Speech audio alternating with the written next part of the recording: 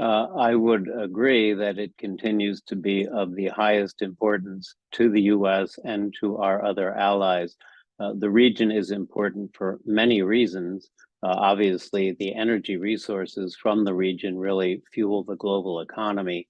But there are also issues of transit through the region, which is a very important gateway between East and West.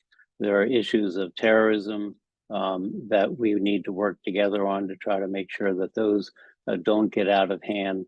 There are a number of conflicts in the region which are potentially destabilizing that we need to work with our partners on. So for all those reasons, I think the Gulf region and the Middle East more broadly continue to be extremely important strategic regions for the U.S. From my own experience as the U.S. ambassador in Oman, at the beginning of the period during which the Iran nuclear deal was negotiated, I do believe that the United States has great confidence and great appreciation for Oman and its potential role to help defuse tensions in the region. I also think the U.S.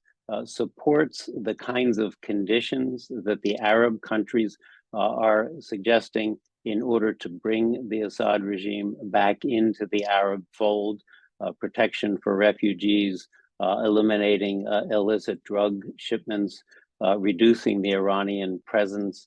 There are a number of things that the Arab countries are asking Syria to do in connection with its return to the Arab League and its relations with the Arab states.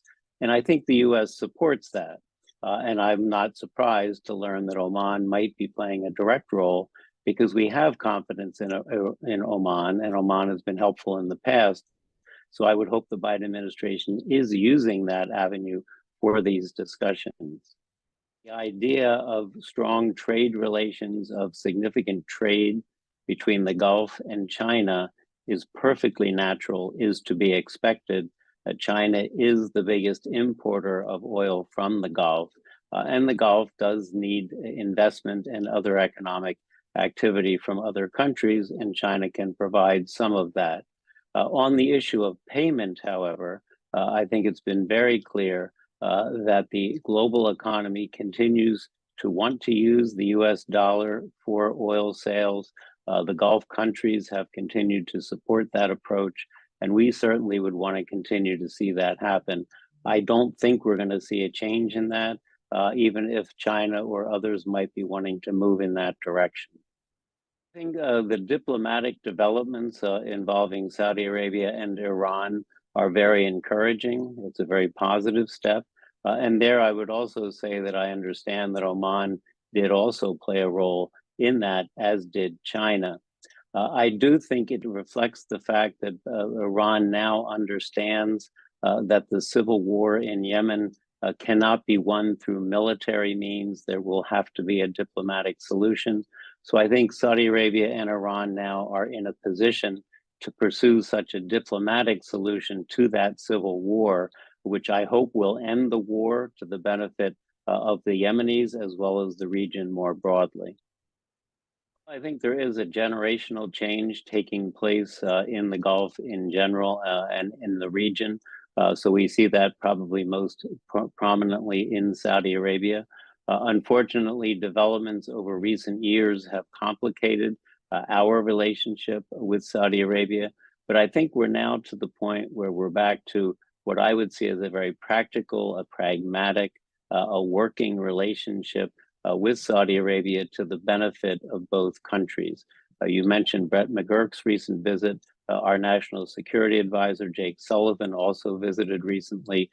So I think what we're finding is the two countries are finding ways to address issues of mutual interest, to find ways to work together, and to basically get past what had been some unfortunate developments in recent years.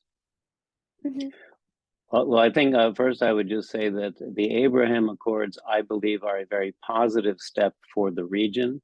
I think anything that normalizes Israel's position in the region and provides for coordination among like-minded nations in addressing their security concerns is a positive.